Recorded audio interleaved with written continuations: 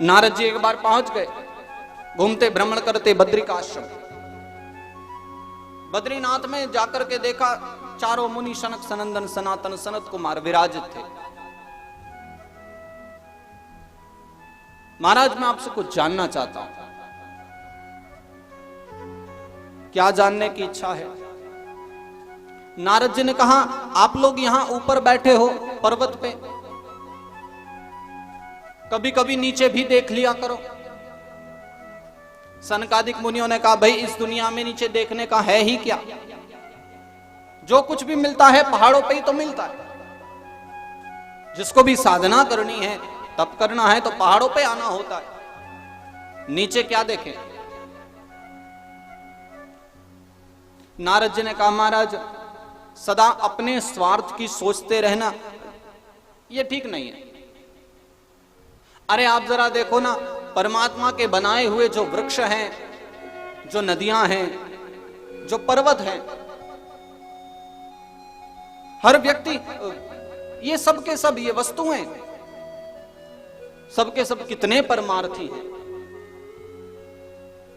भगवान ने वृक्षों को बनाया है, पत्ते भी काम आते हैं, गुठलियां भी काम आती हैं, फल भी काम आते हैं, पुष्प भी काम आते हैं, यहां तक कि छाल भी काम आती है, बची हुई लकड़ी भी जलाने के काम आती है।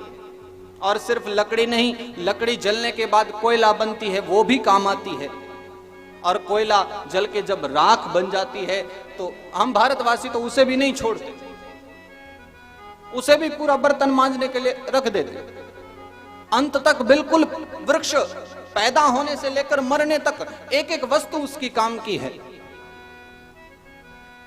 पता नहीं ये जड़ जीव इतने परमार्थी हैं, ये नदियां इतनी परमार्थी है, सब इतने परमार्थी हैं, तो ये व्यक्ति, ये आदमी इतना ज्यादा सेल्फिश क्यों है? जब सबके सब इतना परमार्थ करने में लगे हैं तो हम इतने स्वार्थी क्यों, जो मात्र अपने बारे में सोचें। नारद जी ने कहा महाराज एक बार नीचे झांक कर तो देखो, पृथ्वी में क्या स्थिति है। आप तो संत महापुरुष हैं, इनके कल्याण के लिए आपको कुछ करना चाहिए।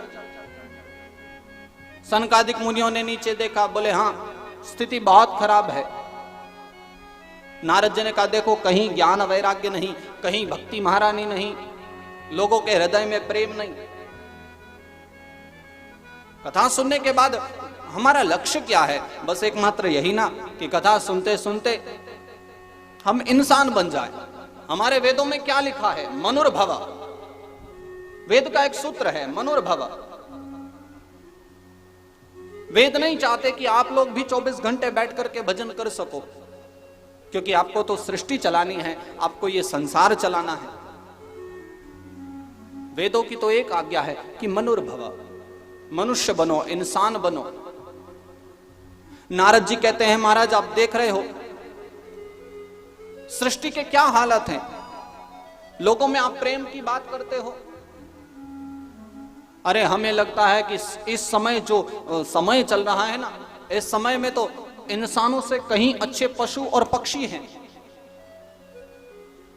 पता नहीं व्यक्ति की ही बुद्धि क्यों बिगड़ती है, मनुष्य की ही बुद्धि क्यों बिगड़ती है। भगवान ने गाय को बनाया है और उसके लिए नियम रखा है कि तुम्हें घास खाना है तो गाय घास खाती है। भगवान ने हिरण को बनाया है कि तुम हरी हरी घास खाओगे, तुम शाकाहारी रहोगे। तो भगवान ने जिसको शाकाहारी बनाया वो कभी मांस नहीं खा सकता, वो सदा शाकाहारी रहता है। भगवान ने जिसको जैसा बनाया है सदा वैसा रहता है। परंतु इंसान, भगवान ने इसको क्या बनाया था, क्या विचार करके बनाया था, और हम क्या बन गए, हम क्या करने लगे। नारद जी कहते हैं महाराज स्थिति इतनी विचित्र हो गई है ना कि मानो अब तो पशुओं को भी देख देख करके इनको शर्म आने लगी है। अब तो मानो गिद्ध भी सारे उड़ गए कह करके कि बस आज के बाद हम किसी को नहीं नोचेंगे। क्यों? आदमी इतना गिर चुका है कि हमसे अच्छा नोच लेता है।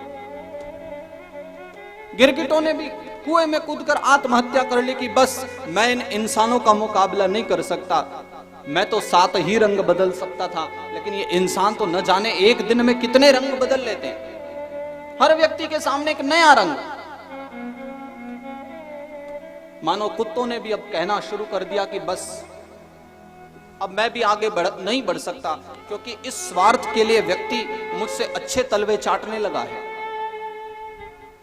नारद जी कहते इतनी विचित्र स्थिति है, इतनी दयनीय स्थिति है